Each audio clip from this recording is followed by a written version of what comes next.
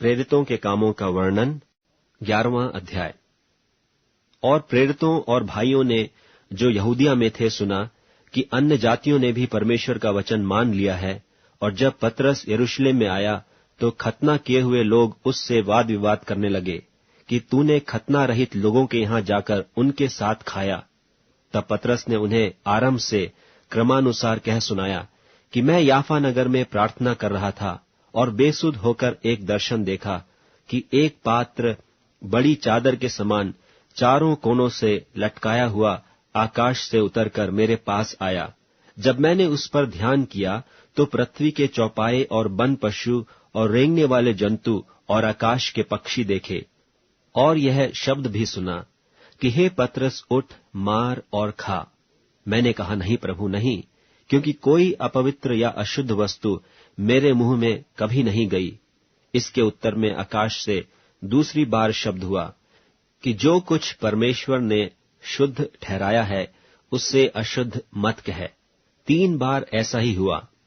तब सब कुछ फिर आकाश पर खींच लिया गया, और देखो, तुरंत 3 मनुष्य जो कैसरिया से मेरे पास भेजे गए थे उस घर पर जिसमें हम थे आ खड़े हुए। तब आत्मा ने मुझसे उनके साथ बेखटके हो लेने को कहा, और ये 6 भाई भी मेरे साथ हो लिए। और हम उस मनुष्य के घर में गए, और उसने बताया कि मैंने एक स्वर्गदूत को अपने घर में खड़ा देखा, जिसने मुझसे कहा कि याफा में मनुष्य भेजकर शमौन को, जो पतरस कहलाता है, बुलवा ले। वह तुमसे ऐसी बातें कहेगा जिनके द्वारा तू और तेरा सारा घराना उद्धार पाएगा। जब मैं बातें करने लगा तो पवित्र आत्मा उन पर उसी रीति से उतरा जिस रीति से आरंभ में हम पर उतरा था। तब मुझे प्रभु का वह वचन स्मरण आया जो उसने कहा कि यूहन्ना ने तो पानी से बपतिस्मा दिया, परंतु तुम पवित्र आत्मा से बपतिस्मा पाओगे। सो जबकि परमेश्वर ने उन्हें भी वही दान दिया जो हमें प्रभु यीशु मसीह पर विश्वास करने से मिला था, तो मैं कौन था जो परमेश्वर को रोक सकता। यह सुनकर वे चुप रहे और परमेश्वर की बड़ाई करके कहने लगे, तब तो परमेश्वर ने अन्य जातियों को भी जीवन के लिए मन फिराव का दान दिया है।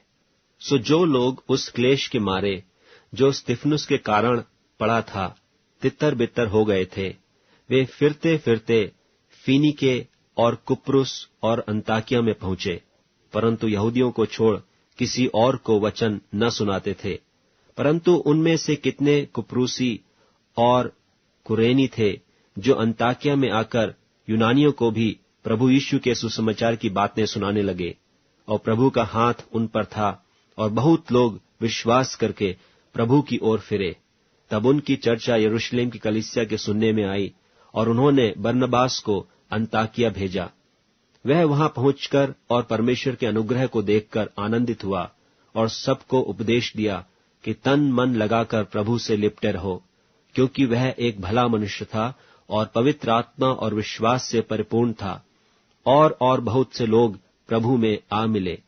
तब वह शाऊल को ढूंढने के लिए तरसुस को चला गया, और जब उससे मिला तो उसे अंताकिया में लाया। और ऐसा हुआ कि वे 1 वर्ष तक कलीसिया के साथ मिलते और बहुत लोगों को उपदेश देते रहे, और चेले सबसे पहले अंताकिया ही में मसीही कहलाए। उन्हीं दिनों में कई भविष्यद्वक्ता यरूशलेम से अंताकिया में आए। उनमें से अगबुस नाम एक ने खड़े होकर आत्मा की प्रेरणा से यह बताया कि सारे जगत में बड़ा अकाल पड़ेगा, और वह अकाल क्लौदियुस के समय में पड़ा। तब चेलों ने ठहराया कि हर एक अपनी अपनी पूंजी के अनुसार यहूदिया में रहने वाले भाइयों की सेवा के लिए कुछ भेजे, और उन्होंने ऐसा ही किया, और बरनबास और शाऊल के हाथ प्राचीनों के पास कुछ भेज दिया।